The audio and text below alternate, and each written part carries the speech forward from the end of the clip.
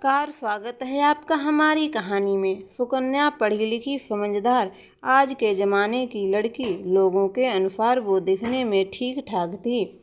लंबा ऊंचा कद था, कटकाठी में भी अच्छी थी, तीखे नयन नक्श थे, हंसती थी तो गालों पर डिम्पल पड़ जाते थे।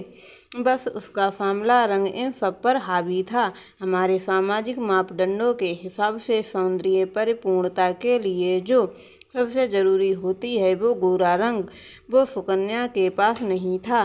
बस इसी कारण सब लोग उसे ठीक ठाक मानते थे। एक प्राइवेट स्कूल में टीचर की नौकरी करती थी। महीने के ज़्यादा तो नहीं पर 20,000 रुपये कमा लेती थी। अपने खर्चे तो निकाल ही लेती थी।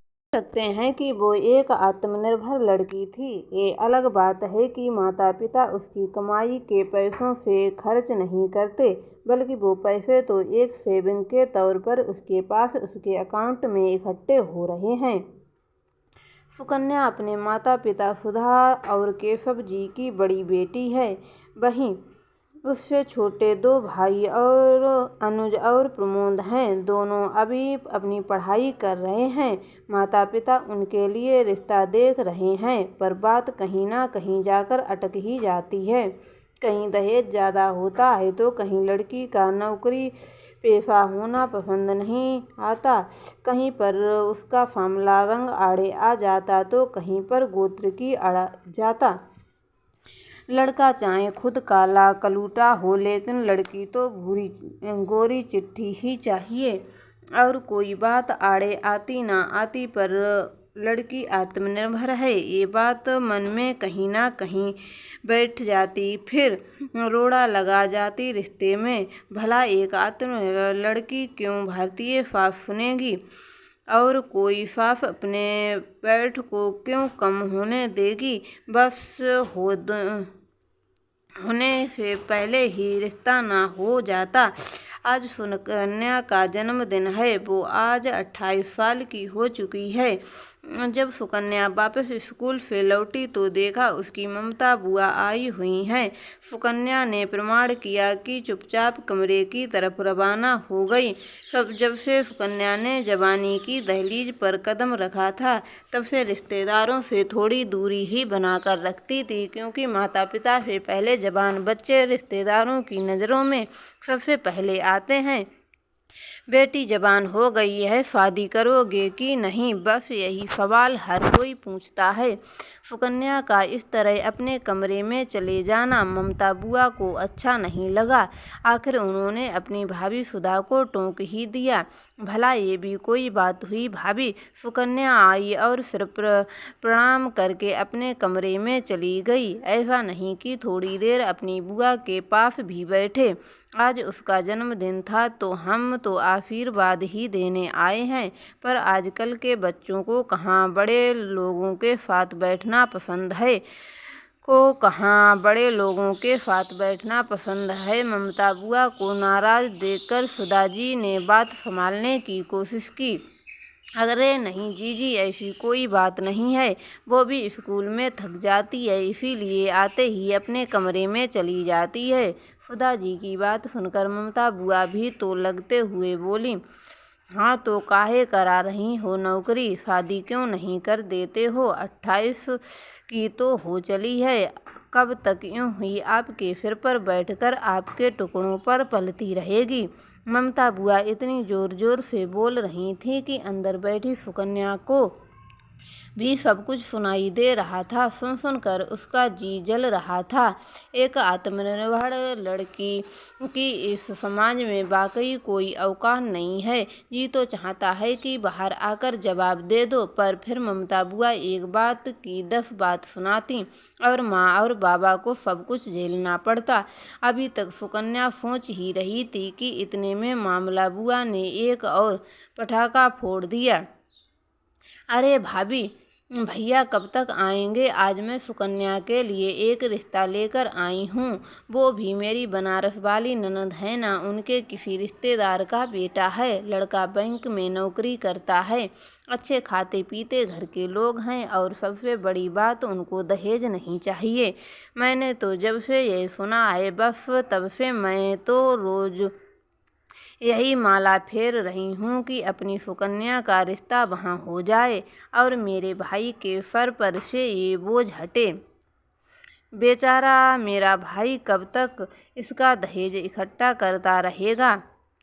ममता बुआ की बात सुनकर सुधा जी मन ही मन घबरा रही थीं कि कहीं दोनों बुआ भतीजी आपस में लड़ ना पड़ें।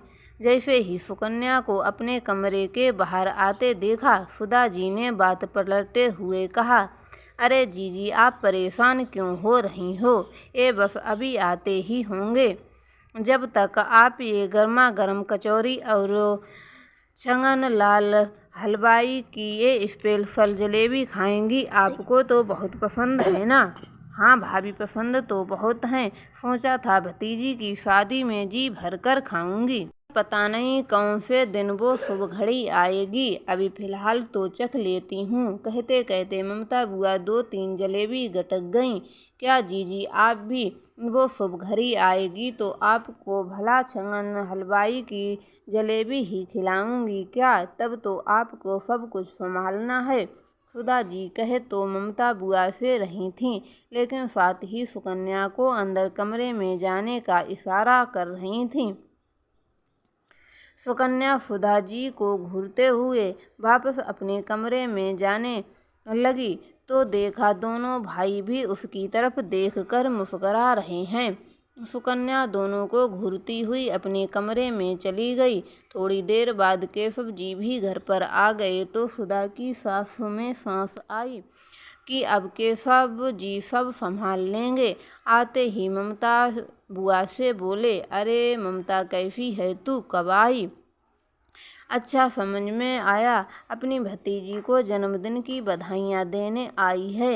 हाँ भैया, जन्मदिन की बधाइयाँ देने आई हूँ, साथ ही साथ खुशखबरी भी लाई हूँ। अच्छा वो क्या है, जरा मैं भी तो सुनूं। अपनी सुकन्या के लिए बहुत अच्छा रिश्ता आया है।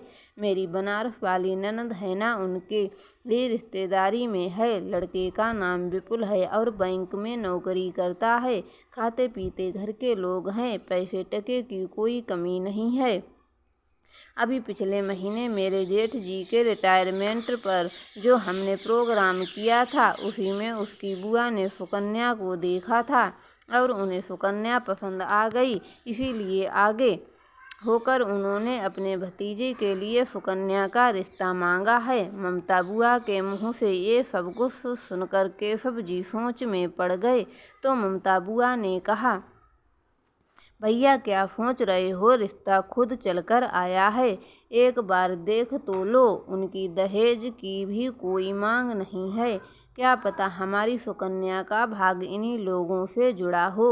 आप कहो तो मैं अगले सप्ताह इन लोगों को बुला लूं सुकन्या को देखने के लिए।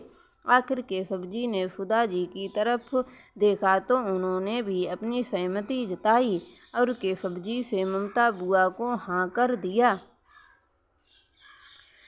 ममता बुआ के कहे अनुसार क्या अगले हफ्ते सप्ताह लड़के वाले सुकन्या को देखने आएंगे। जैसे ही केशव जी की रजामंदी मिलती है और बुआ फटाफट अपनी बनारस वाली ननद को फ़ोन लगा देती हैं।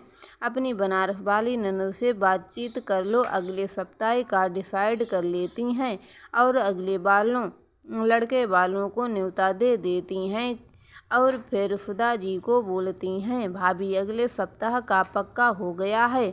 वो लोग अपने परिवार के साथ संडे को आ रहे हैं तो आप सारी तैयारी करके रख लो। उधर से मेरी ननद भी आ जाएगी उन लोगों के साथ और इधर मैं भी आ जाऊंगी। बाकी आप लोग ही सही खुलकर बात कर लेंगे। ठीक है जीजी, जैसा आप समझें, सुधा जी ने कहा। थोड़ा बाद ममता बुआ थोड़ी देर बाद वहाँ से रवाना हो गईं। ममता बुआ के रवाना होते ही सुकन्या अपने कमरे में से निकलकर बाहर आई और मुंह फुलाकर सुधा जी के पास बैठ गई। लड़के वालों का न्योता भी दे दिया, पर मुझसे पूछना भी ठीक नहीं समझा। शादी मुझे करनी है या आप लोगों को? अरे हमारी तो हो चुकी है, दोबारा करवाएगी क्या? केशव जी ने हंसी ठिठोरे करते हुए कहा। क्या बाबा आप भी? मैं मजाक के मूड में बिल्कुल नहीं हूँ। अरे बेटा, लड़का ही तो देख रहे हैं, कौन सा अभी तेरी शादी करेंगे? जब तक तेरी हाँ नहीं होगी तब तक हम शादी नहीं करेंगे। केशव जी ने जब कहा तब जाकर सुकन्या चुप हो गई। आखिरकार घर में तैयारियां शुरू हो गईं। जिस स्तर पर तैयारियां हो रही थीं उसे देखकर दोनों भाई सुकन्या को छेड़ते हुए कह ही देते थे। जिस हिसाब से माँ बाबा तैयारियां कर रहे हैं, कभी कभी लगता है कि दीदी क्या पता ये लोग आपको संडे को ही रवाना कर दें। दोनों की बात सुनकर सुकन्या चिड़चिड़ा कर रह जाती है। आखिर संडे भी आ गया। ममता बुआ सुबह सुबह ही घर पहुंच गईं। घर में घुसते ही सबसे पहले उन्होंने पूरे घर का मुआयना किया, कहीं कोई कमी तो नहीं रह गई है। जहाँ भी उन्हें कमी लगी वहीं लगा दिया। दोनों भतीजों अनुज और प्रमोद भी खुशी खुशी भाग भाग कर काम करने में लगे हुए थे। उसके बाद ममता बुआ सुधा जी के पास रसोई में पहुंची और आते ही अपने ही स्टाइल में बोली, हाँ भाभी, कर ली सारी तैयारी मेहमानों के स्वागत की?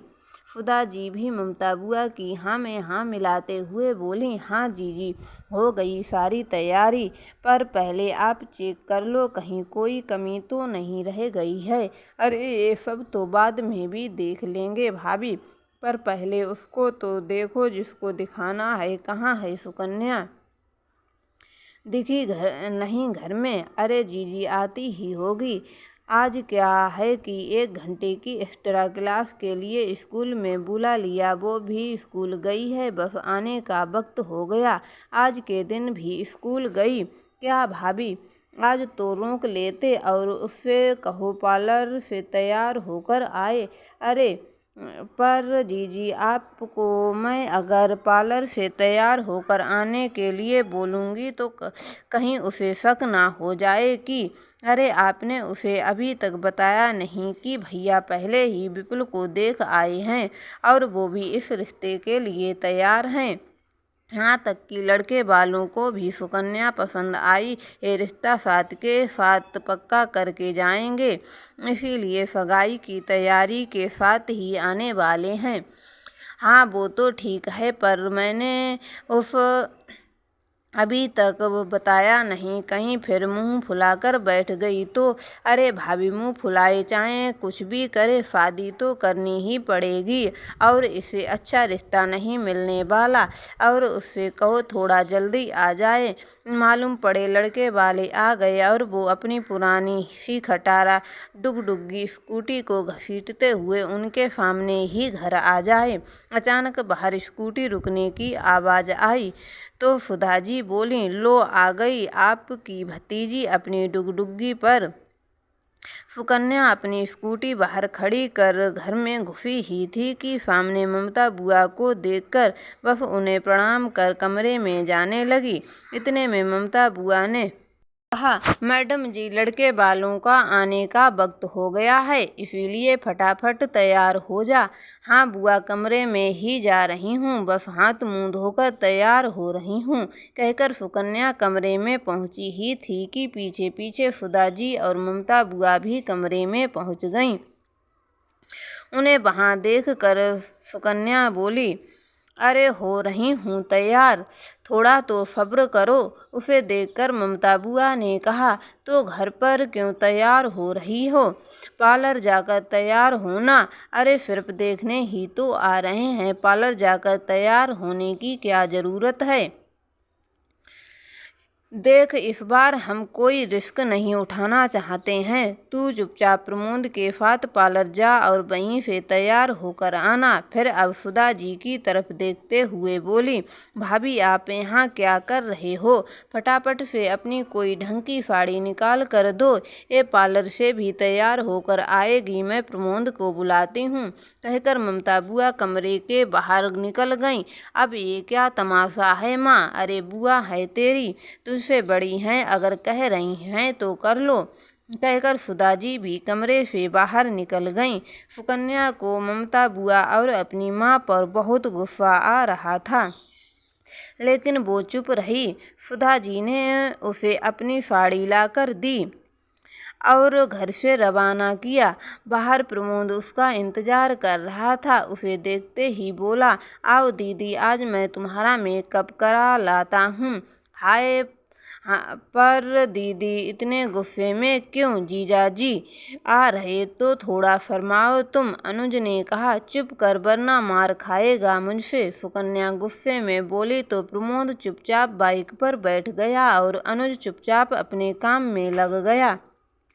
आखिर प्रमोद सुकन्या को लेकर पार्लर के लिए रवाना हुआ, लेकिन ये प्रमोद तो छोटी गलियों में से बाइक निकालने लगा, जिसे देखकर सुकन्या ने कहा, सीधे रास्ते से चलना, क्यों गलियों से निकाल रहा है?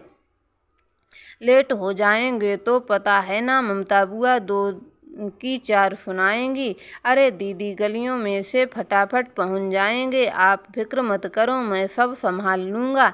हाँ, सब संभाल लेगा, तुझे तो कोई कुछ कहता नहीं है, मुझे ही दो की चार सुनाई जाती हैं।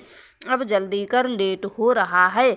अभी कुछ दूर ही पहुँचे थे कि रास्ते में बाइक एक लड़के से जाकर टकरा गई। उसके हाथ में कुछ लड्डुओं के डिब्बे थे जो सब रास्ते में ही फैल गए। इधर वो लड़का अपने लड्डुओं के साथ रोड पर, दूसरी तरफ प्रमोद सुकन्या अपनी बाइक के साथ जमीन पर।